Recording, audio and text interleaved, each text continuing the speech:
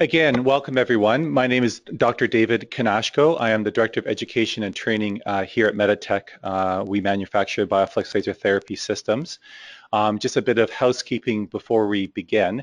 Hopefully everyone can hear me. I put a couple of tests out earlier and it seems everyone can hear me fine. The webinar will be recorded and typically we post them on our education portal website about a week after the actual event.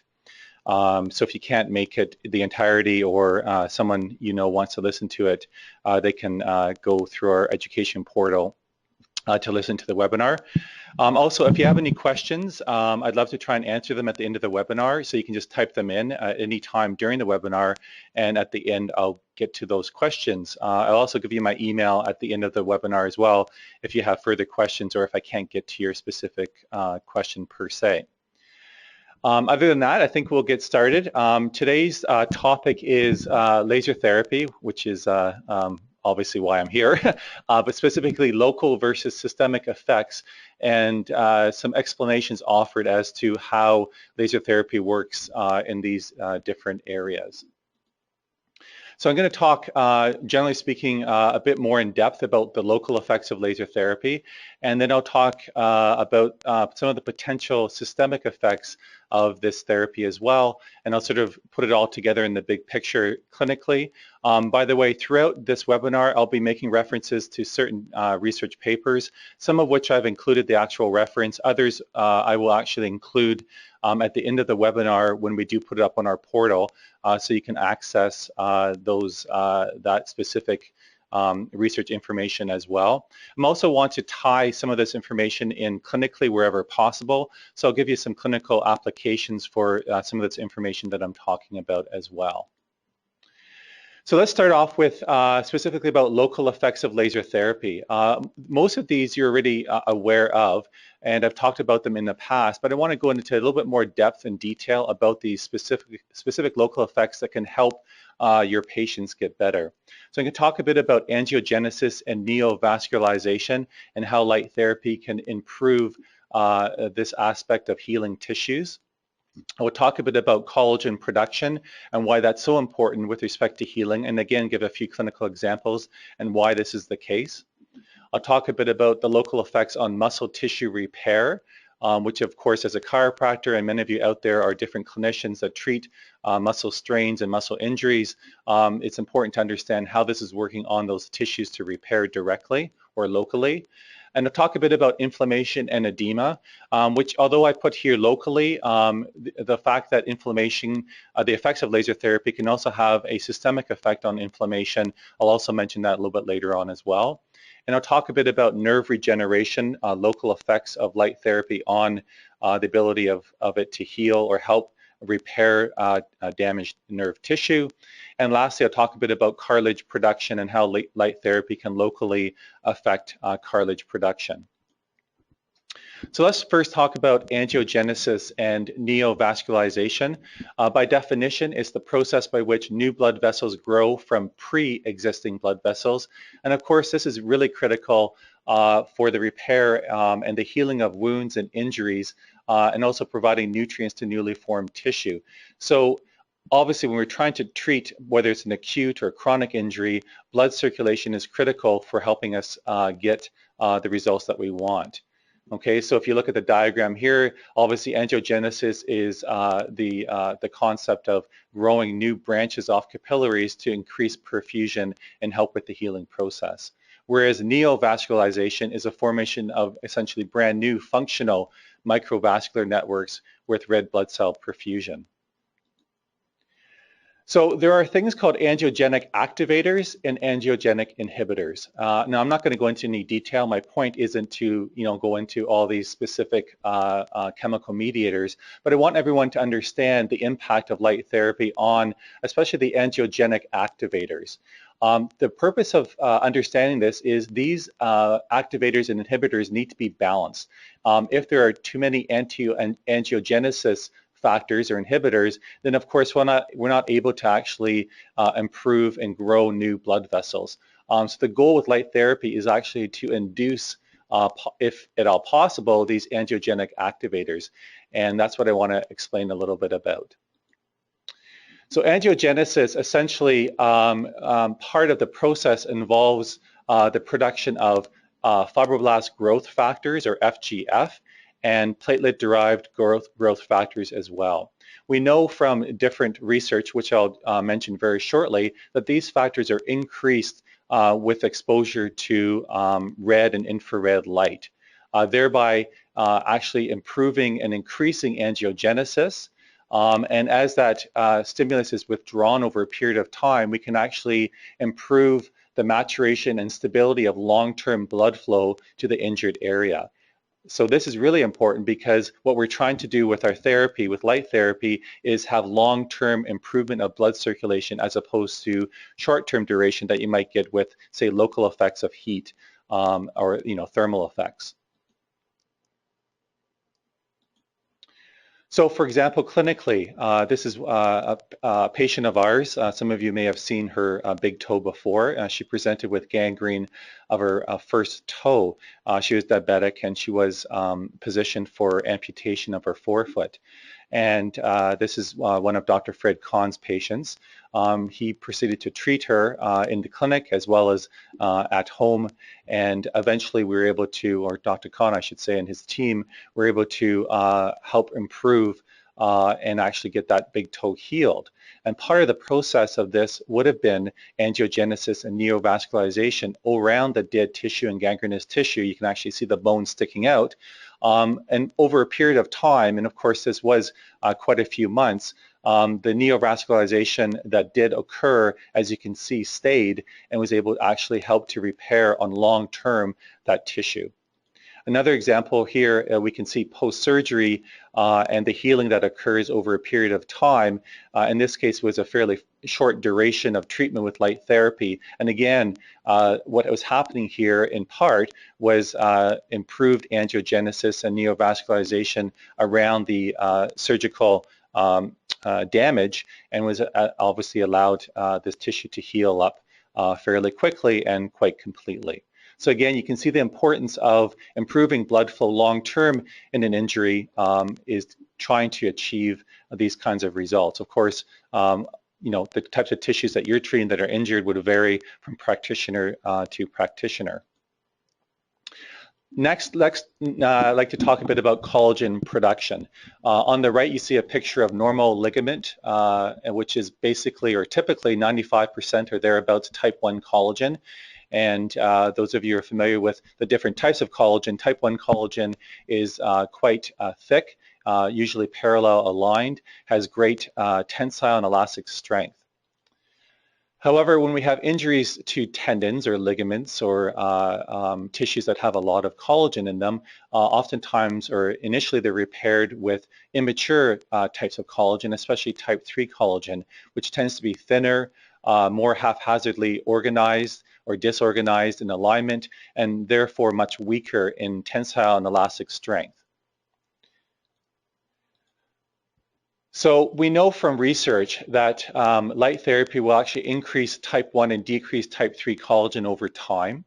It's also known to help repair these ligaments, obviously, but also increase the thickness of collagen fibrils. It will decrease remodeling time and thereby accelerating the healing process. And it will increase the collagen organization. So locally, again, a local effect of light therapy is, for example, if we're treating something like a supraspinatus tear, for example, or an Achilles tendon partial tear, our goal here is to enhance and accelerate the fibroblast and tenocyte proliferation and collagen production, and try to maximize over a period of time and improve the percentage of type 1 collagen and the repair process to make that tendon a much more resilient and less prone to re-injury. Of course, you're not going to make it 100% post-injury, but by adding light therapy, the research certainly indicates that this type of therapy will actually improve the integrity of the tendon or the ligament that you're repairing, and of course help the overall healing rate and accelerate that healing rate.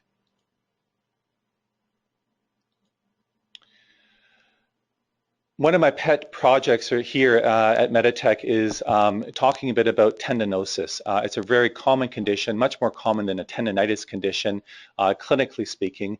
And we know, looking on the diagram on the left, that with ongoing tendon injury, microtrauma, whether it's the Achilles tendon as shown here or other tendons, you'll start to get incomplete healing. And over a period of time, this makes that tendon weaker, prone to re-injury, and eventually it becomes in a degenerative state or a state of tendinosis.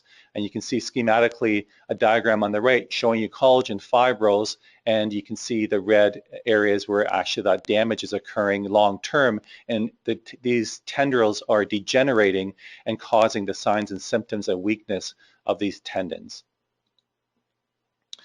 So what we're trying to achieve with light therapy is the repair process. We're trying to improve the integrity of these collagen fibrils. We're trying to establish a higher percentage of type 1 collagen and eventually try to repair a more normalized state of these specific tendons.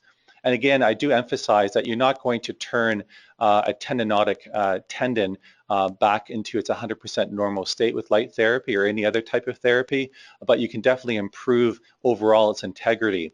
And not just with laser therapy, one should also be looking at other evidence-based treatments in conjunction with light therapy. For example, eccentric exercises are well known to stimulate these tendons to also help improve the integrity of the collagen. Next, I'd like to talk a bit about muscle repair. And schematically, this is a muscle fiber. The green little dots represent satellite cells or myosatellite cells. Okay, and we know that when we have tissue damage to muscle cells, these satellite cells are triggered to become activated, and they will help to repair this damaged muscle fiber, and also at times will also actually regenerate and form new muscle fibers. So this is what we consider the normal muscle repair process in tissues. And again, as a chiropractor, when I'm treating muscle strain in the back and the neck and other areas, this process is what's going on. And my goal is to get to these my patients and treat them as soon as possible. Of course, my main mechanism of treatment, you might say, as a chiropractor, has always been manipulation and manual therapy. But there are times where with muscle tissue, you can't do direct manual therapy, especially in acute muscle strains. And this is where laser therapy can become extremely helpful in facilitating and accelerating the muscle tissue healing.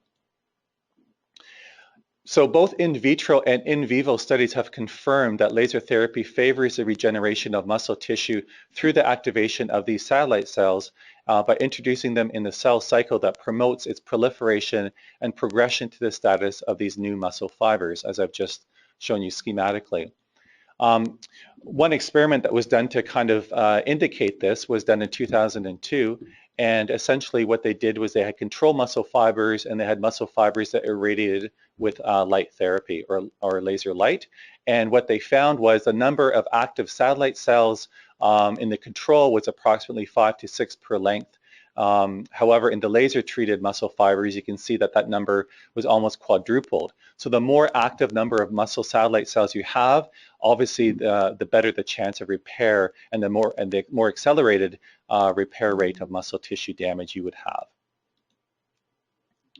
So overall, if you look at a normal healthy muscle tissue, clinically this is important because if muscle tissue isn't treated quickly, you'll get a lot of scar tissue formation, and of course this is contrary to what we want, because this will be setting up the patient to have more re-injuries, less elasticity of the muscle tissue, and it's just not something that is ideal for these patients, whether they're an athlete or just a regular person.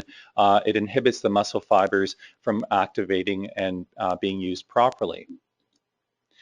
So what we want to do with light therapy is get to the tissue as soon as possible, reduce the scar tissue that's formed, and improve the integrity of the muscle fibers by activating these myosatellite cells and repairing the muscle tissue as much as possible, and minimizing and decreasing the amount of scar tissue, which of course is detrimental overall. So again, clinically, we see a lot of these types of patients that have hamstring injuries, and our goal here is to treat them as quickly as possible. Obviously, we want to eliminate the hematoma, but at the same time, we want to be able to enter that light as deep as possible to the muscle tissue damage and allow for this healing process to occur as quickly as possible and overall help with the integrity of the muscle tissue. Inflammation effects of laser therapy. I'm going to talk a bit about the local effects and a little bit later talk a bit about the systemic effects as well too.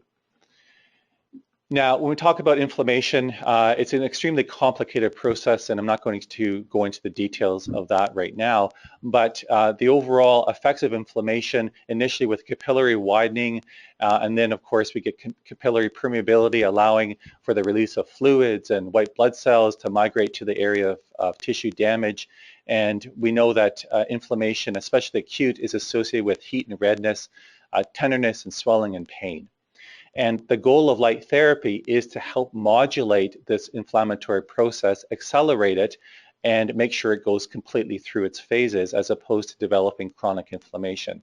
So one of the goals and things that we like to tell our patients is that if they're injured, come in right away. They may be in acute pain, perhaps they don't want to have any manual therapy done or direct intervention, but we can do light therapy right from the beginning of their injury. Even the first day of their injury, you can start to treat. So it's critical that the sooner you start to treat, the better chance you have at resolving the inflammation much quicker than letting that patient sort of stay at home or have bed rest.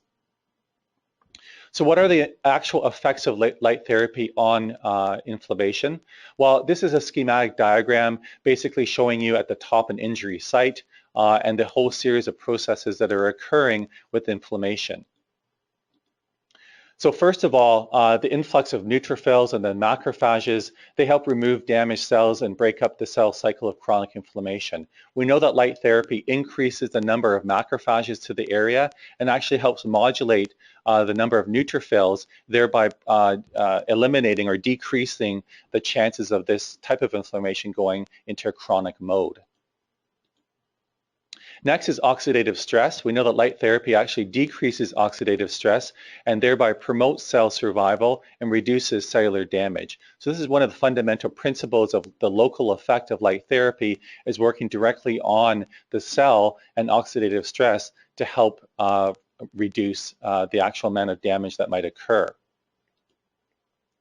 Another really important way that light therapy modulates on a local level is the increase in anti-inflammatory cytokines and pro-inflammatory cytokines, which prevents the stalling of the inflammatory phase and enhances and promotes tissue repair. Now, I'm not going to go into any details right now about these different names of the cytokines, that kind of thing, although I will mention a few later on. It's important to understand that light therapy actually modulates these chemical mediators that are helpful for controlling inflammation. And lastly, prostaglandin levels, which are known to actually cause pain during the inflammatory cycle. Many studies have been shown that these levels will actually be decreased with the addition of light therapy, and also helps with decreasing vasodilation and edema, thereby helping facilitate the healing of the injured area site. So generally speaking, as a sort of a brief overview, these are some of the local effects of light therapy on a state of inflammation. So let's talk a bit about nerve regeneration. I'm just going to take a look at my dashboard here. I just want to make sure that everyone can hear me okay. And looks to me like, yeah, that's good. Looks like everyone's listening in, and that's excellent. All right, so let's talk a bit about, and I know you're asking questions, please continue to ask the questions. I won't get to them until the end of the webinar, however. So as far as the effects of nerve regeneration, whether that's compression due to subluxation, literally in this case, retrolisthesis of the lumbar spine, or perhaps ulnar nerve entrapment at the elbow, or carpal tunnel compression at the wrist. These are all clinical entities that we, clinicians see quite frequently. And again, this is right sort of in the wheelhouse of how light therapy can help these patients recover more completely. So overall, the effects of low power laser irradiation when applied to injured peripheral nerves, again, this is a direct quote, I'm sorry, from Shimon Roshkind, is that it helps prevent a drop in the action potential, which of course is critical for nerve conductivity. It helps obviate scar tissue formation, that is, it decreases scar tissue formation. It increases vascularization, as I've mentioned earlier. It helps mitigate degeneration of surrounding muscle tissue. So again, it will help prevent or limit atrophy if possible, if treated from the very beginning of the injury. And it will help accelerate regeneration of the injured nerve. This quote was taken from Shimon Roshkind and other authors from this particular paper.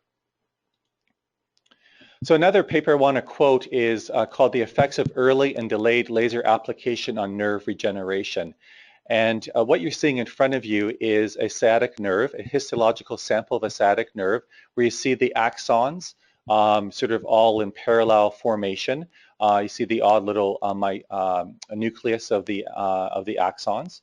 Okay. The next is a compression of the specific sciatic nerve.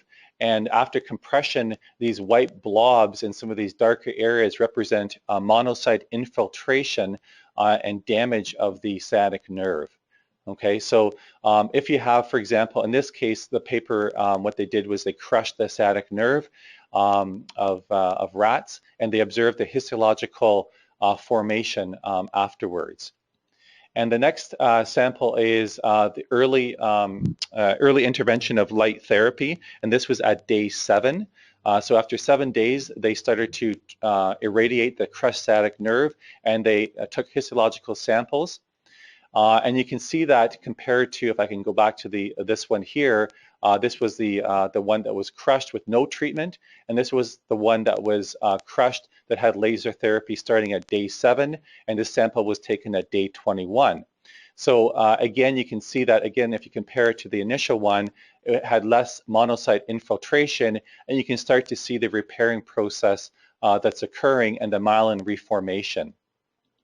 This last picture was laser therapy that was actually done on the crushed sciatic nerve from day 1, and the picture was taken at day 21.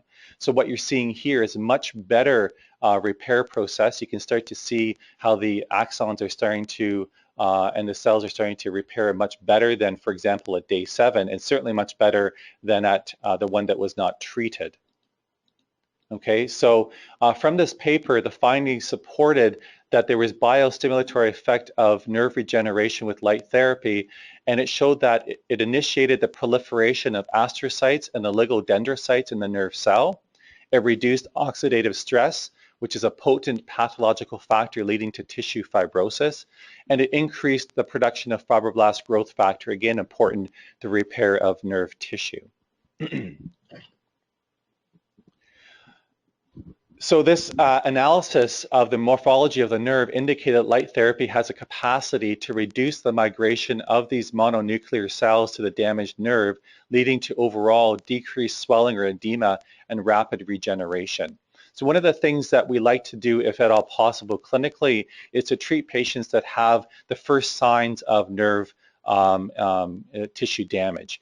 And so it's important to have your patients be aware of this and to come in and initiate treatment as soon as possible. And we, of course, know that's not always possible. Oftentimes we see these patients in their chronic state, but we do like to initiate treatment as soon as possible. Okay, next I'd like to talk a bit about cartilage damage, whether it's focal damage, in this case over the femoral condyle, or more extensive cartilage damage over all the condyle and the trochlear groove of the knee or other areas of the body. Again, quoting from a paper you can see here called The Effects of Low-Level Laser Therapy on Joint Pain, Synovitis, Anabolic, and Catabolic Factors in a Progressive Osteoarthritis Rabbit Model.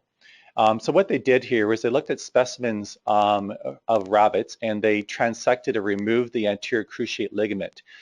clinically, whether it's in a rabbit or a human, if the ACL, their PCL has been ruptured or torn, what happens is this leads to earlier onset of osteoarthritis and cartilage damage.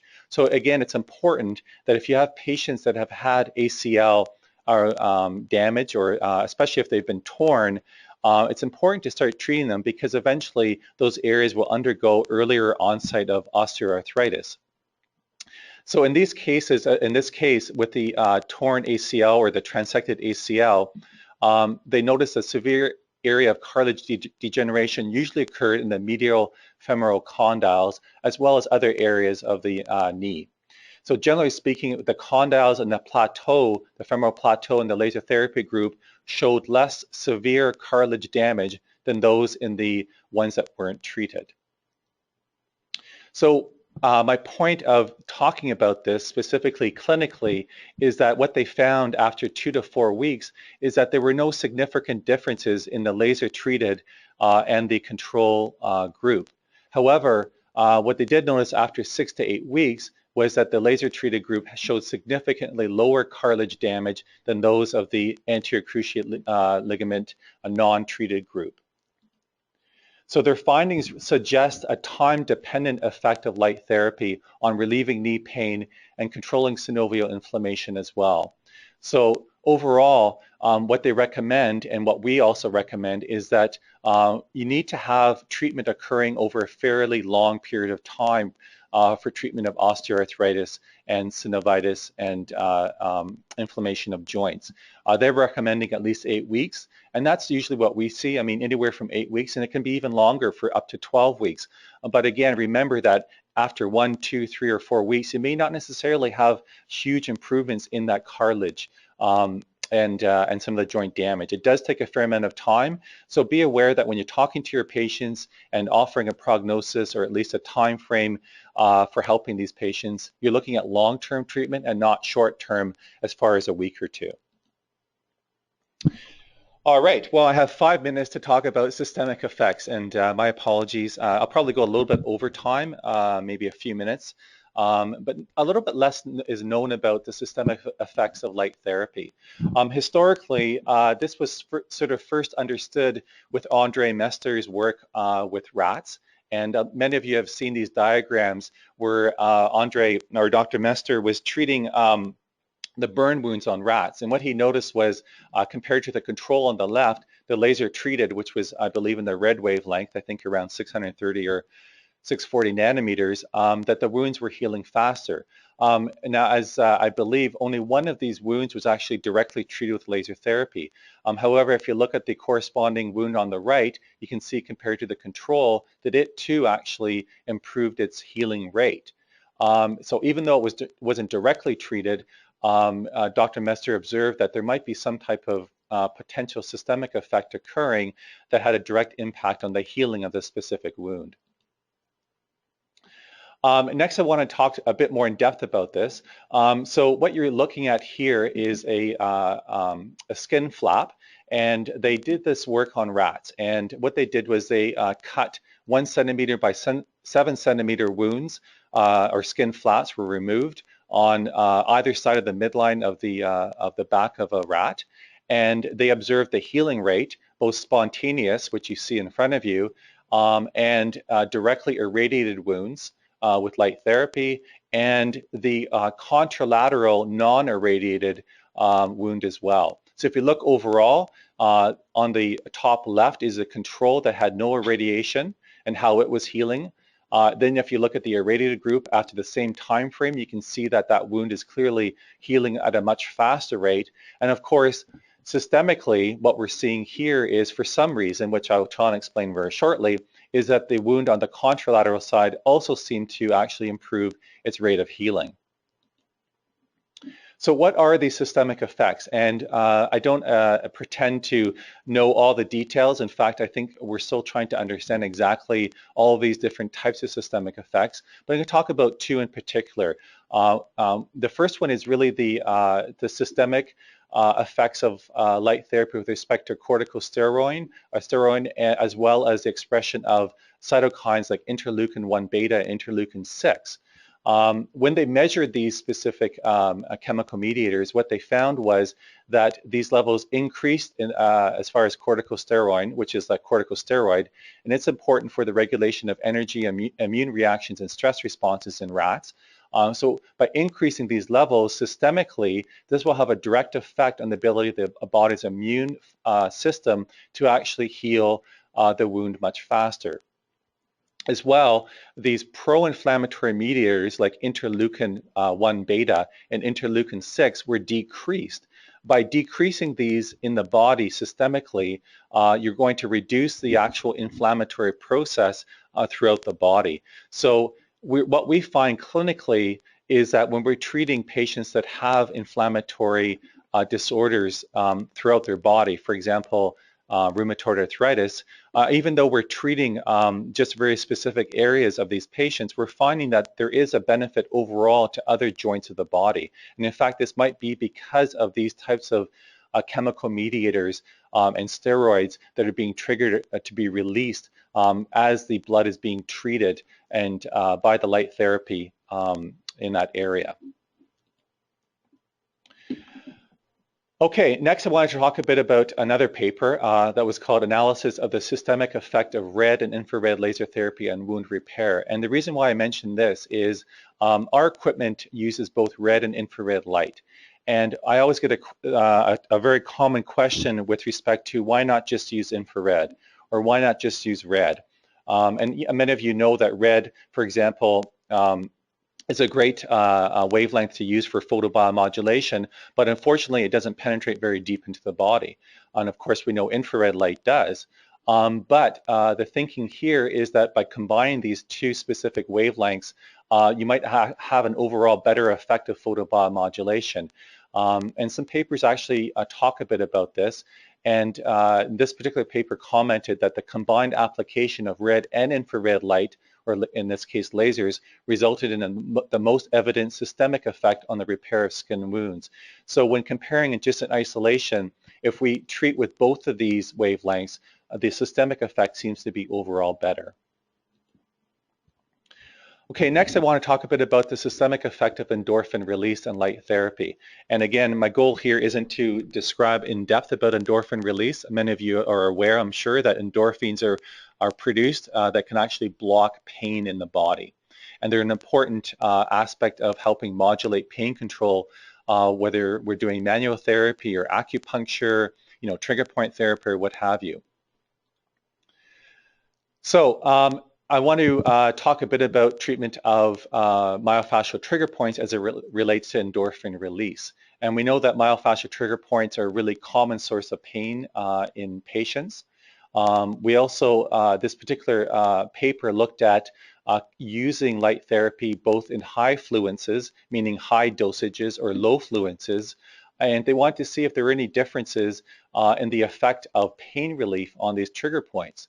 They also measured other parameters as well, including, as I mentioned, endorphins or beta epinephrine, substance P, which is a substance that actually causes pain, and tumor necrosis factor alpha and COX-2, also having to do with the pain pathway. And so what they did was they measured these different fluences in the laser-treated muscle. And what they discovered was that the laser therapy with the higher dosages had much elevated levels of beta epinephrine or endorphin, both in the serum or the blood, over the dorsal root ganglion, and directly in the muscle tissue itself. So you can see that there's a potential for a systemic effect for pain relief by the body releasing these beta epinephrine or endorphin to help modulate pain in your patients. What was also really interesting is that overall they determined that there was a fluence dependent or dosage dependent biochemical effect of laser therapy in this animal model on the management of myofascial pain. And why is this important clinically? Well, if you use our systems, this is really familiar to you. This is part of our software.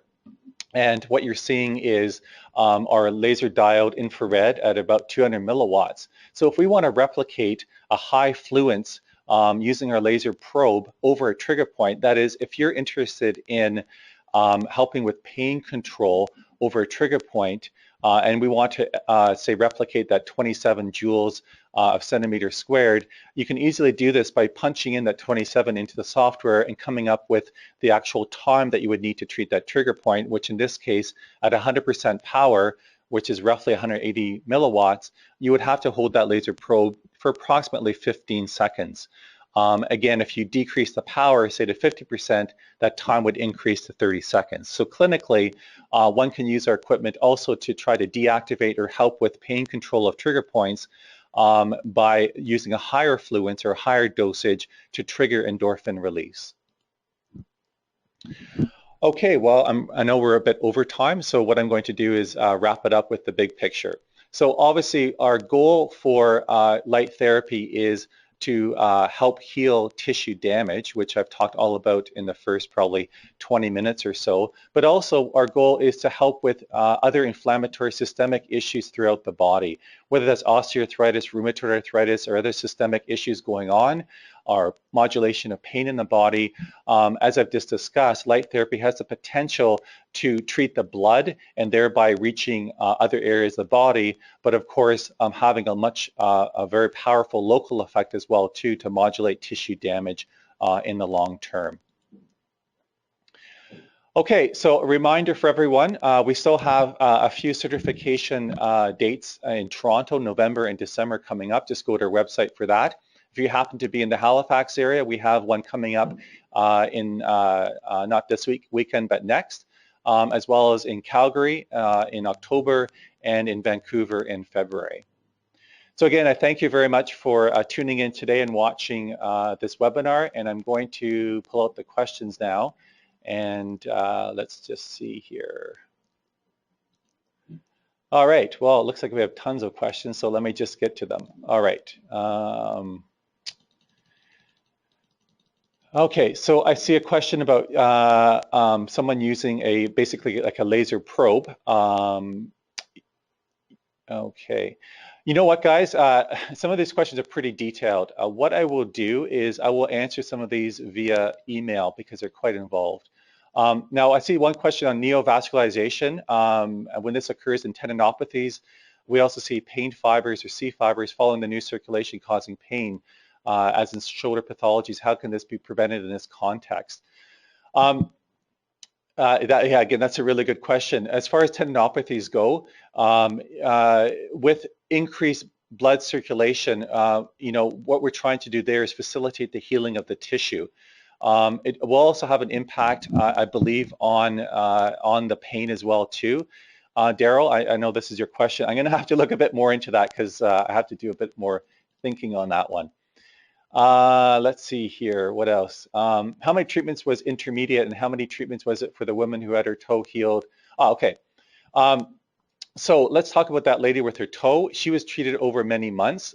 She probably had 20 or 30 treatments in the clinic, and she also used a home system as well too. So it was quite a few treatments over quite a few months of overall treatment.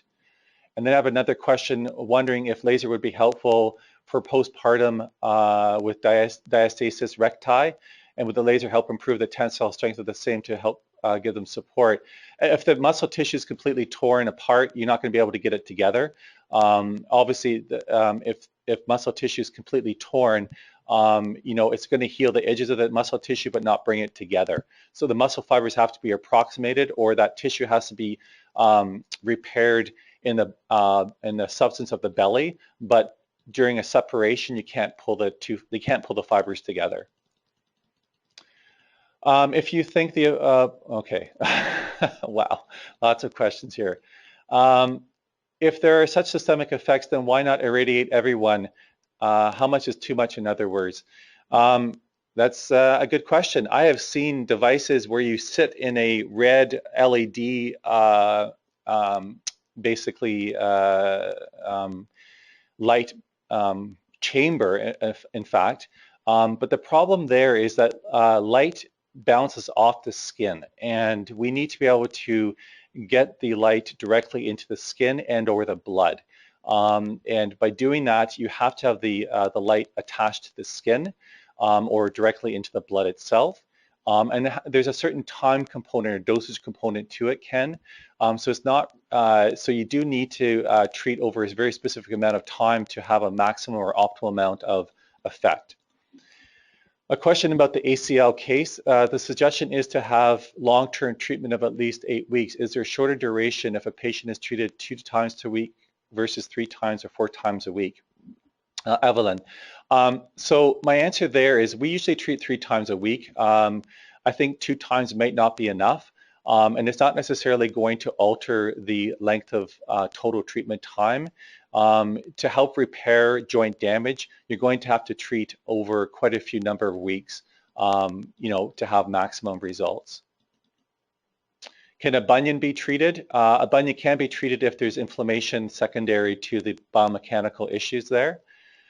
How effective is laser therapy in smoking cessation? That is basically a laser acupuncture endorphin release kind of question. It is effective to help produce endorphins, which then help reduce the cravings for smoking cessation. We don't do that here, but I know it can be effective because I have talked to many practitioners that use it along with acupuncture. And would you please email all of us with questions and your answers to them, or post all of the Q&As. Good question, Brad. I'll see what I can do with there. Maybe in the future I'll do that. That way everyone can take a look. All right, that is it. I'm wrapping up. Thanks very much for attending, and hopefully everyone can tune in for next month's webinars. Take care and talk to you soon.